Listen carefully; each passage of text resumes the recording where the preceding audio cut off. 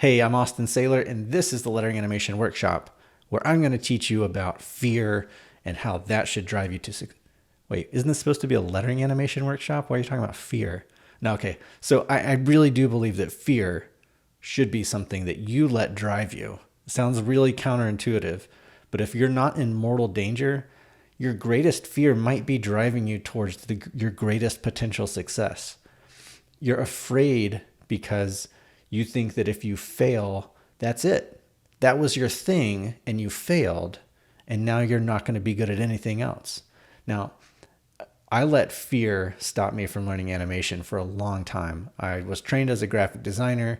I did some UI design, like branding, logo stuff. I was designing lots of logos for new products for this company. Lots of print ads, full page, 2-page, half page, videography, marketing, email marketing, all sorts of print stuff, big stuff for the trade shows, web graphic design. I even did a fully animated and interactive website in Flash. I was doing all sorts of stuff, and animation was the thing that I fell in love with in college, but I let it sit on the back burner because, well, lots of reasons. Fear was one of them. And I wish that I had dug in a lot sooner. Now I'm here and I love it. It's my favorite thing ever. I've done lots of work in the creative industry. I've worked with lots of big brands, but animation is the thing that really lights a fire under me. It's bringing stuff to life. It is really freaking cool. Now I don't need to tell you that because you're here because you know it's cool. You know it's awesome. And you want to learn how to bring lettering to life with animation. Heck, there's probably a few of you that don't even care about lettering. You just like, I could probably learn some things in After Effects. And you're right. You will learn some cool things. And there's a couple of core things you need to know about becoming a good animator.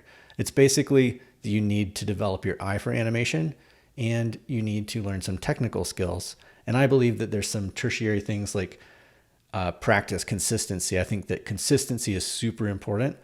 Doing something every single day or every other day. I think binging 1 hour every week is not really consistent. So it does take consistency. You will not snap your finger and be good at this all of a sudden. I believe in mastery, and mastery comes with hours and practice. But I do believe that there are always good hacks to get into something that'll, I think of this as like when you're shooting basketball and you cannot make a three. That was me the other day. I'm writing a blog post about it.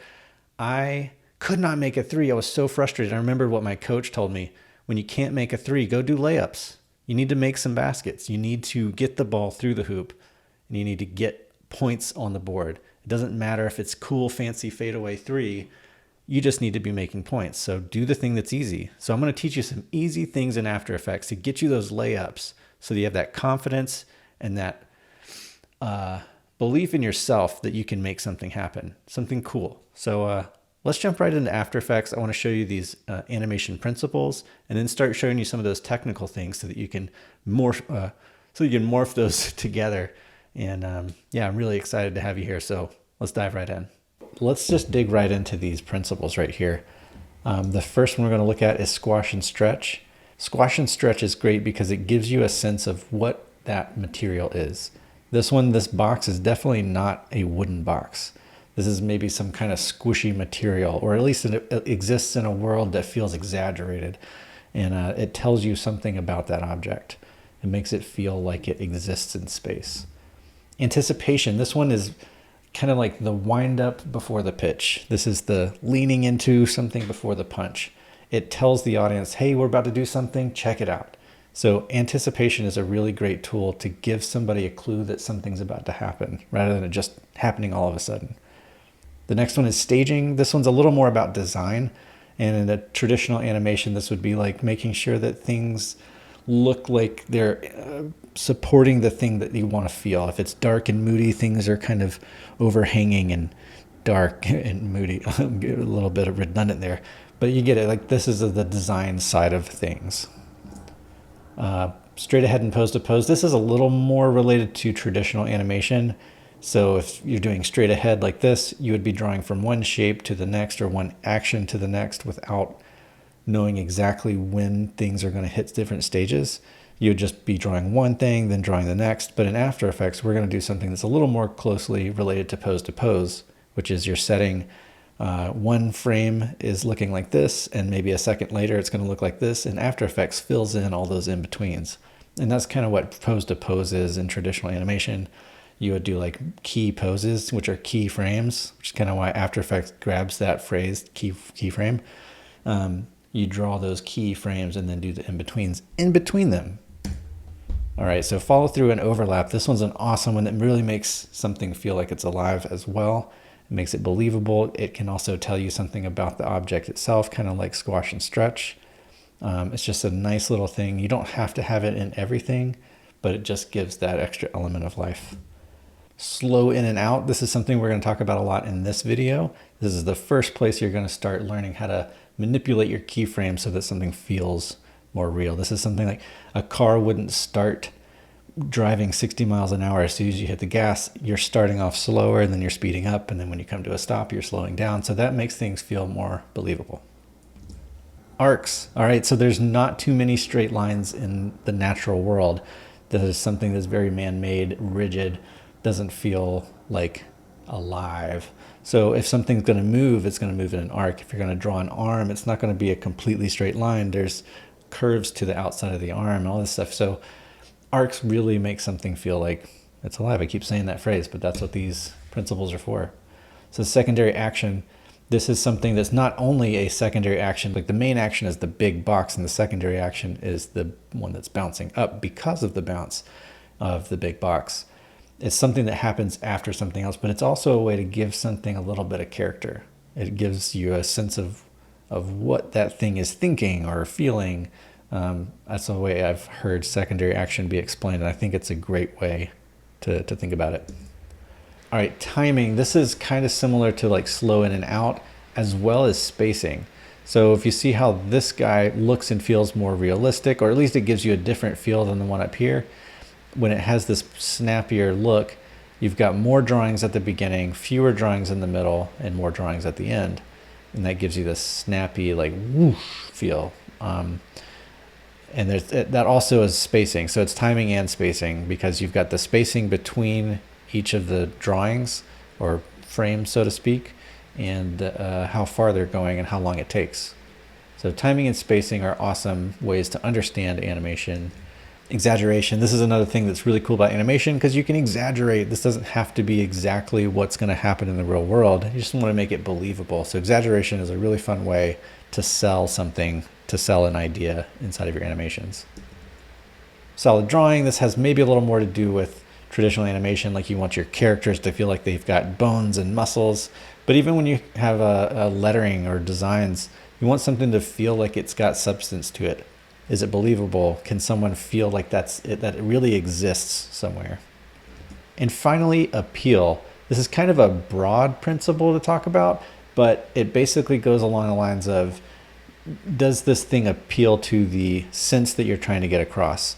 This looks beautiful and graceful, these little animations, it's fun. You can also have something like boo, boo, boo, angry, menacing, and rough, and that could bring the right appeal to whatever feeling you're trying to get across. So these are the 12 principles. Check out the 12principles.tumblr.com. It's awesome reference to be able to go back and just check out all the different principles that you can utilize in your animations. Let's go ahead and take a look at After Effects. So when you click on any of these panels, you'll see that they're selected by having this blue line. You can actually move these panels around, which is pretty cool. Just like Photoshop and Illustrator, you've got these visual indicators. If I pop it here, it's going to pop this to the left of the project panel. If I drop it in the middle, it now becomes kind of a tabbed panel. If I drop it out here, now we're kind of back to where we were. That's nice. You can rearrange it all how you want. And then, so let's look at this project panel. This is where you're going to have your assets. You're going to have movie files, and you're going to have other compositions. You can put whatever in here. This is where I would put like Illustrator files, Photoshop files, things like that. I like to have a folder for my compositions, which you'll understand in just a minute. This down here is the timeline. Whenever you click on a composition, it opens up that timeline. Double click on the A composition, it brings it up here. So these are just tabs to show you different compositions. And these are the layers inside of your composition. You can see that as I scrub through here, well, I don't have anything animated in this one. Let me go to this one. As I scrub through this composition, you can see the animation happening up on the screen. This is the composition window, which shows you the view of the composition layers down here. And this is the effect controls panel. This shows you anything that you've got selected down here. If it has an effect or preset on it, you can manage all of those settings in here. Let me go ahead and show you an example. If we go over to the effects and presets, there's lots of effects and presets that you can apply. Don't get overwhelmed by this. You don't have to know everything by any means. Let's just go ahead and add something like a blur. We could do a Gaussian blur. And so here you see I've got this layer selected. I dropped it on that layer, so now it has this effect. And from here we can control the effect by making it really blurry. Let's just see what that looks like. It's a blurry line drawn on. Cool. So if we just want to toggle this off for a second, we can hit this effects icon. That FX icon turns that effect on and off. Or if you don't want it anymore, you can just delete it. All right, so that's the basic setup of all of the After Effects stuff that you really need to know right now.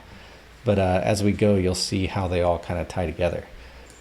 All right, let's jump right in and start animating some stuff so that you can start seeing how this stuff actually works. So we need a composition to animate anything. You can either hit this new composition window here if that's available, or you can click on this little icon that's a create new composition button. We can give this a name if we want, call this keyframes, and you can set your composition to be one of these crazy amount of settings.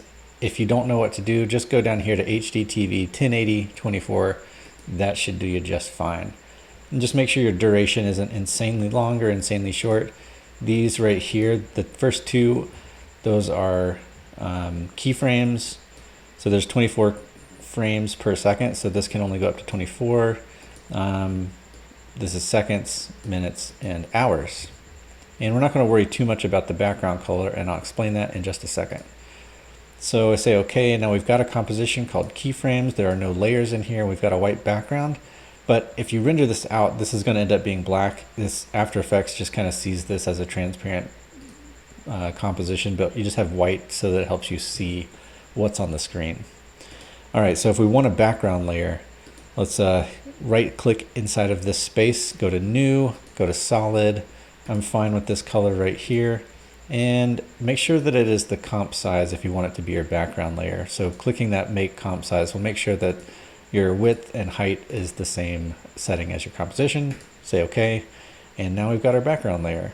I like to lock these layers because I don't want to accidentally select it, but I also don't want it to be named medium red solid 5. That doesn't mean much to me, so unclick that, click on the layer and hit enter. That's how you change the name. Or you can also, I guess, right click and I think rename is in here somewhere. Yep. I like to hit enter, and let's just call this BG for background, and we'll lock it. Now we want to put something on the screen so that we can actually animate it. So we can either do that by right clicking and adding a new text layer or a solid or something like a shape layer. Or if we have nothing selected in terms of layers, we can click either the shape tool, the pen tool, or the text tool. I'm going to go ahead and choose a rectangle, but if you click and hold, it shows you all these other shapes you can choose. But I'm going to stick with rectangle in this example. Also note that you've got your fill and your stroke options up here. You can change these to none, fill, linear gradient, radial gradient. I'm going to stick with the solid, and the same with stroke. You've got the same options up here. And if you do turn on the stroke, you can change the pixels of the stroke right there. It's really kind of nice. Or if you hit the option button, you can toggle through all those options. All right, so we've got a fill that is white, and we've got the rectangle tool selected. So now let's draw this shape. And when I draw this, I want you to see two things. One, it puts the shape on there. And two, that it's got this new shape layer. All right, so we've got this toggle down here, and this is really something you're going to get used to taking a look at. You've got all these different options. It's kind of cool. You can do all of these animation stuff here. You can change the stroke. You can actually turn the stroke on from this point. From here, you can change the color of the stroke.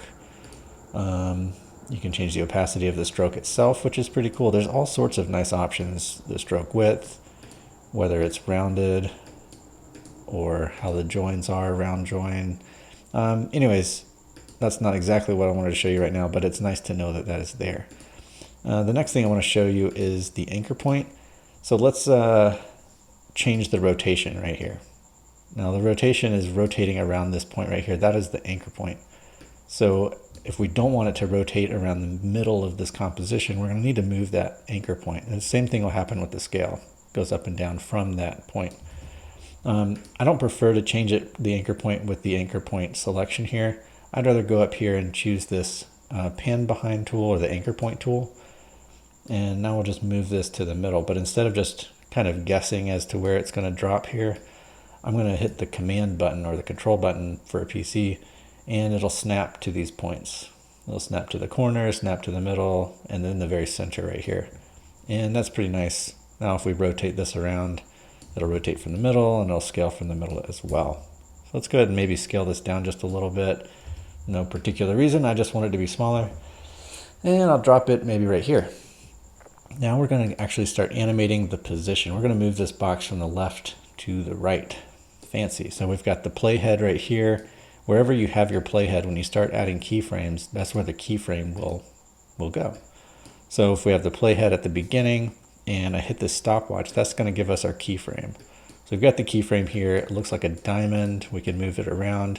I'm going to keep it right here at the beginning. And if we move the playhead up to 1 second, which is indicated on that timeline, and now if we change this, we can either change the position by changing this value right here. You can click and drag, or you can actually click in here and just type in a number. Or you can actually, if you have that layer selected, you can just move this around. You see how this line is connected between the two? That's showing you where that's going to be animated. And each dot basically shows you the spacing and kind of the timing of how that's going to move across the screen. So when we undo, we'll just have it moving straight across the screen. And if I move out here and I drag this guy right here, this is the work area. That's where it's going to kind of loop and let you watch your animation. So if I have the playhead in here and I hit the space bar, that'll play through our animation. We've got an animation, kind of a crappy animation, but it's moving across the screen nonetheless. Let me go ahead and make this animation look a little bit better. And the way to do that is select those keyframes and right click on it, go down to Keyframe Assistant and hit Easy Ease. That's the easiest way to make your animations look a little smoother. You can already see that it looks better. And now if I select this layer, you can see this line with these little blue dots. When I zoom in here, it's easier to see. Each little dot represents where that anchor point is going to be in the next frame.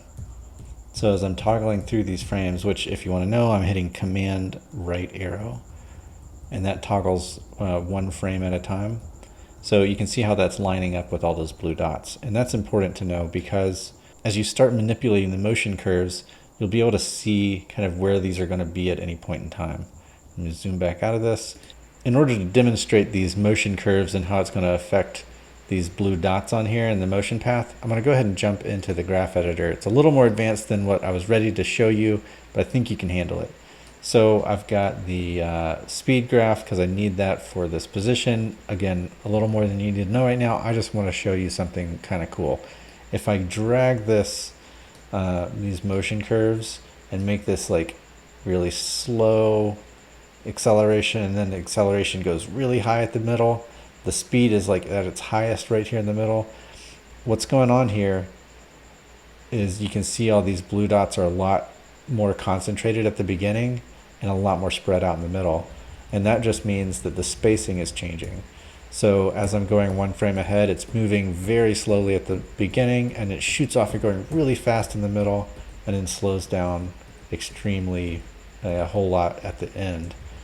And so that's how you're going to visually see on this motion path kind of how extreme your motion curves are.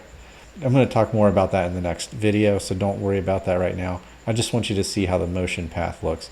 Now, if you wanted to actually change the motion path, instead of it being a straight line, we can actually change this with the Bezier curves, and you can have this thing animating in kind of a more interesting way already. So this is 100 times more interesting than the linear keyframes of this thing moving left to right. Another thing that's interesting to know about keyframes is you can add or remove keyframes using this little keyframe icon right here.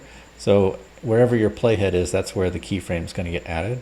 So if I add this right here, now we've got a 3rd keyframe. Well, what could I do with this keyframe in the middle? I could actually make this move upward in the middle. So now it goes up and down.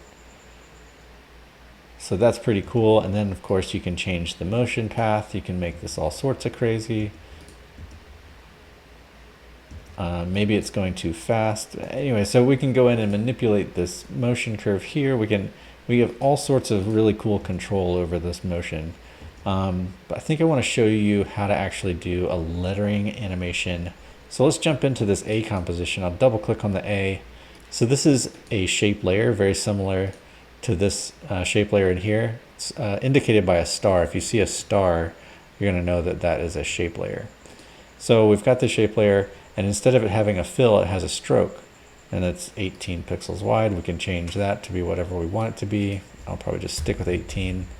And yeah, so one thing that's really cool, this is the first lettering animation technique I think anybody should learn, and it's to do a write-on of this A. And the way we do that is we're going to toggle this down until we can see this add thing. So we're going to click on this button right next to add, and then find trim paths down here. This is what's going to allow us to do a really simple write-on effect. So we're toggling down so that we can see the start, end, and offset. If you can't see those, make sure you have this thing toggled down all the way in trim paths. And we're going to go ahead and just kind of mess around with this to see what's going on with trim paths. So as you see, I'm changing the end value from 100% down to 0%. So it's kind of giving me an indication that this right here, this point is the end. And same thing with start here. If I start moving this up, that's going to be our start value here. Now, if we want to write this on as if we were writing on an A as normal, we're going to want this end to start at 0. So both the start and end are at 0, and then we're going to have it write on by animating this end value. So let's do a keyframe here. We want the keyframe to start at 0, and we'll move the playhead up to about 1 second, and we're going to change this value to 100. You can already see it kind of writing on as we're just changing the value. And now, of course, if we hit play and it starts over, it's going to write on the A. And of course, we know that that's not the most interesting type of animation. We want to use that animation principle of ease in and ease out. So we're going to select those keyframes, right click, keyframe assistant, easy ease, or if you don't want to go through this whole process of going through these menu items, just hit F9. Or if you're on a Mac, you might have to hit the function F9 button. Anyway, so let's just do that. And we hit play. And of course, that's going to look a lot smoother. And that is the first lettering animation technique anybody should learn because it's so simple.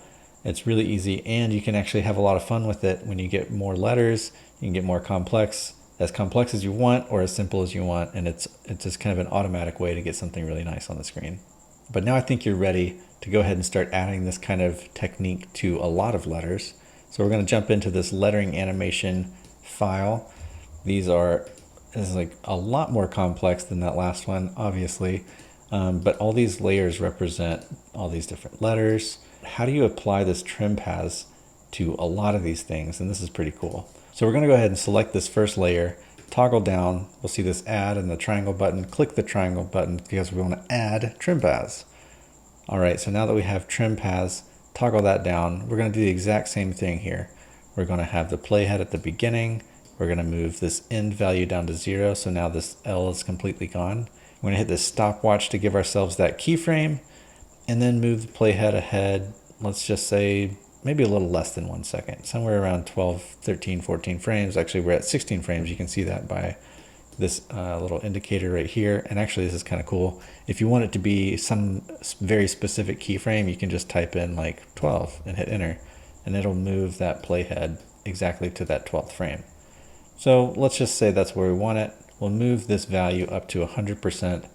And so now this value is changing from 0% all the way up to 100%, just like before. But now if you want to apply this to all of these layers, the way you're going to do that is just by selecting that trim paths property, hit Command C, and now we're just going to go select all of those other ones. I have these dots that are not trim path, or they're not stroked layers, they're solid fills, so we don't want to actually do this kind of animation on that one, and I'll show you that one in a second. But now with all of these selected and the playhead in the right spot, remember to put the playhead right where you want it to start animating. Hit Command V to paste. And now if we hit U, this is a handy keyboard shortcut. You can see all of the properties that have keyframes on them. So now we've got these all animating, but they're all animating with this annoying linear keyframe that doesn't look so good. So I'm going to undo, Command Z, it removes all of those keyframes. So now let's go ahead and make these keyframes smooth before we copy and paste them. So I selected the keyframes, right select, Keyframe Assistant, Easy Ease, or F9. Again, if you're on a Mac, you might need to hit Function F9, otherwise it might try to play the next song on your Spotify or whatever. So now that letter looks a lot better. I like it. You know what? Maybe we'll have it animate on a little slower. So if you want it to animate faster, you want to have the keyframes really close together so that very little time happens between those two. See how fast that animates on? Or if you want it to animate really slowly, move this way out here, and you'll have a really slow, smooth animation. Which, you know, I think it's kind of fun to see some slow animation sometimes, but here's a pro tip. 99% of people starting out animating, especially lettering animation, they animate things way too slow. So if you have a way that you want to err on the side of a little too fast. All right, so we've got this animating on, what is this? Ends up being 20 frames.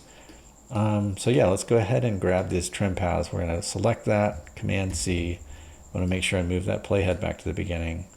And then we're gonna go select the rest of these layers. I have that first layer selected, scroll way down here, hit Shift and select again, and that selects all of those in between layers. And hit Command V, it gives us our trim paths. And if we hit play, it plays on nicely. But, you know, again, it's a kind of a linear move in a sense because all of the letters are doing the exact same thing at the exact same time, which makes it not super interesting. Let's borrow an idea from one of these animation principles, follow through and overlap.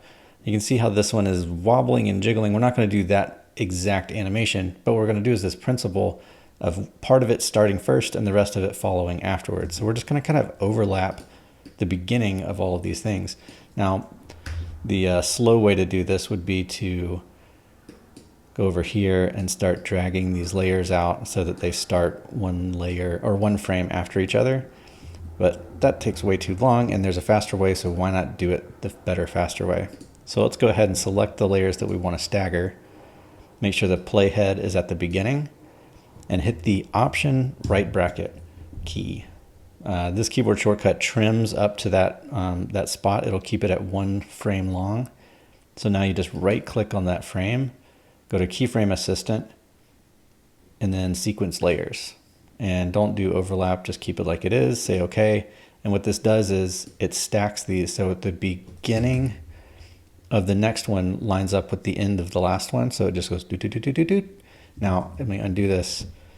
If we kept this, maybe it's 1, 2, 3 frames long, and now we did Keyframe Assistant Sequence Layers, it'll make these stagger out every 3 frames, then the next one will start. So it makes the overlap a little bit more exaggerated. I kind of like the 1 frame sequence layer, so I'm going to put that back to 1 frame, Keyframe Assistant, Sequence Layers, and now all you have to do is drag these layers out so that it shows up for this whole animation. Now let's hit play. We've got a nice overlapping animation. We haven't messed with the eyes yet. We can do that in just a second. But yeah, this is already looking so much better than a linear keyframe and having all of the letters start animating at the same time and finish at the same time. That's unnatural, doesn't feel quite right. So now how could we do something with the dots of the eye?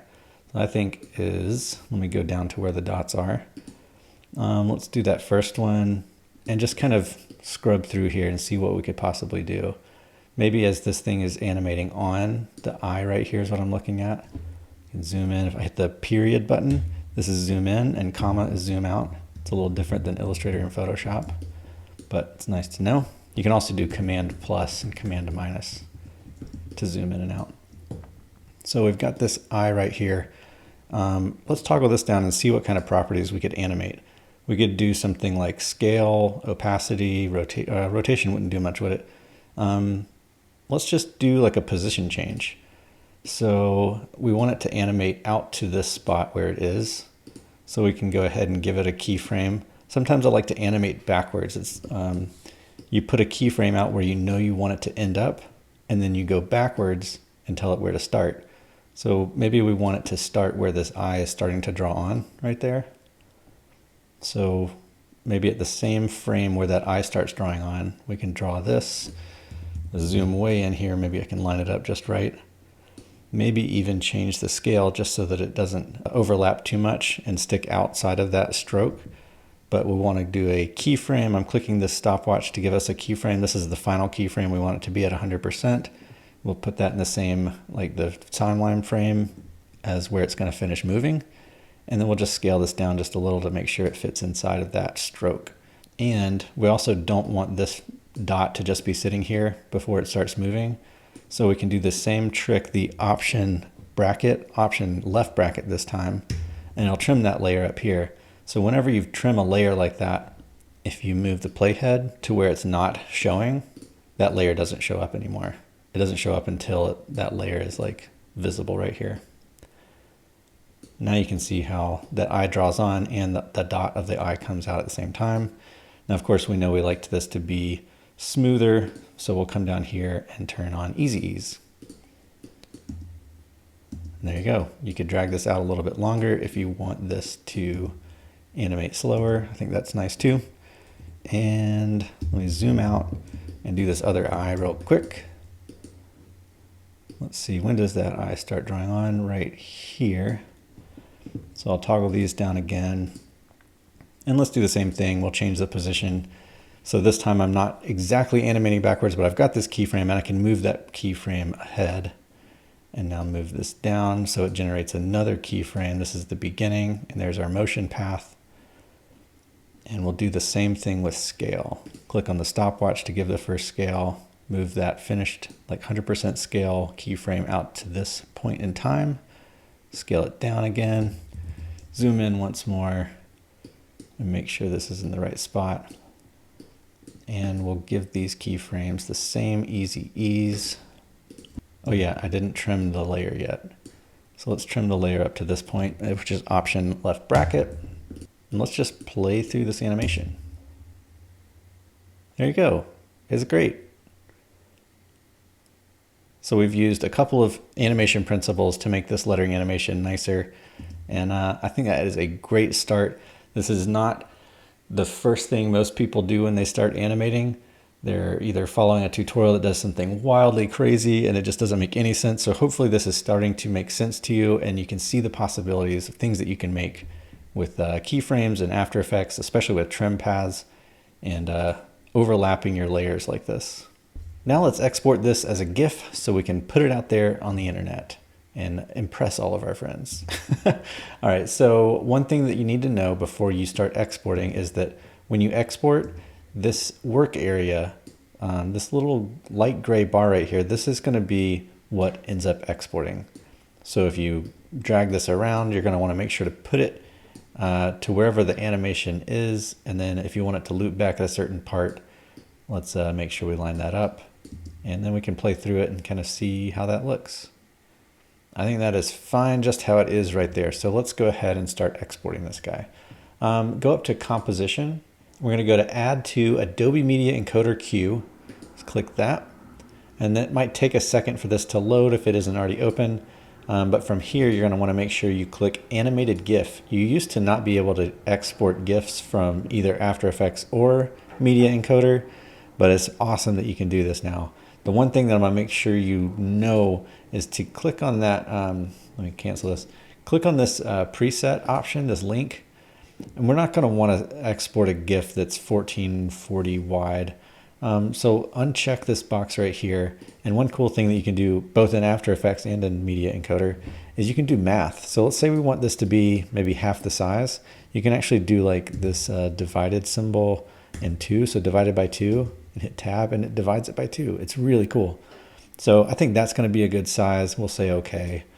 And then want to make sure that we put it somewhere that makes sense. Let's go to an exports folder. Lettering animation sounds good. Hit save. And then you hit this little green play button or hit the enter key and it'll export fairly quickly. Let's go check that out. Hit space here to play through. It is looking great. All right. So there is how you can export GIFs out of Adobe Media Encoder from After Effects, which is pretty awesome. Thanks, After Effects. Now, there's one important thing you really need to know, and that's that you don't need to know everything about After Effects. There are really, really good animators out there who only know a small fraction of After Effects.